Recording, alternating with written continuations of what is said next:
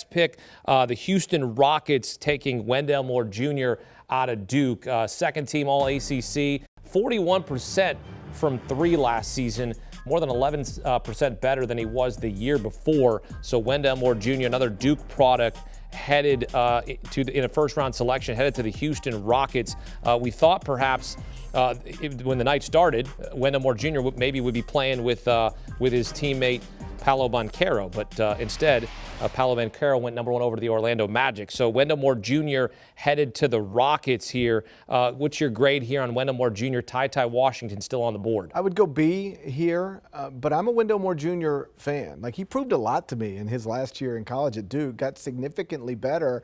And if we can all acknowledge, something we've said consistently tonight, which is, 6'5" guys who can guard multiple positions and make three-point shots are valuable.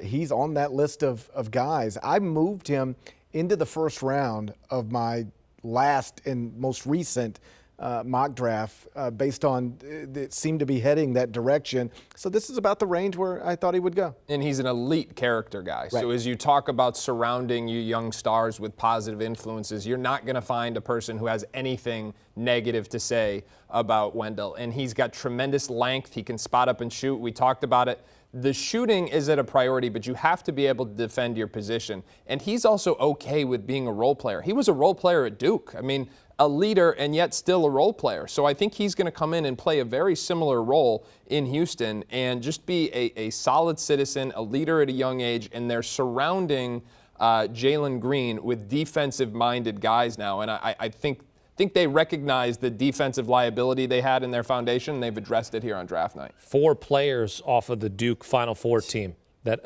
have now been selected in the first round. They probably should have won the national championship. Probably. But that just speaks to their recruiting. And I've recruited against Duke, over the years, and a lot of times they won out because they're Duke.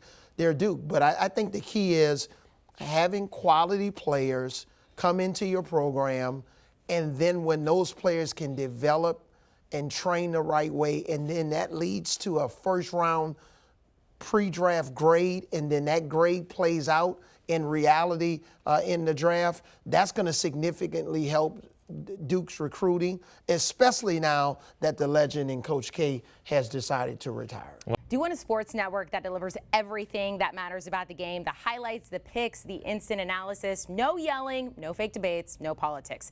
Hit the subscribe button and never miss a moment.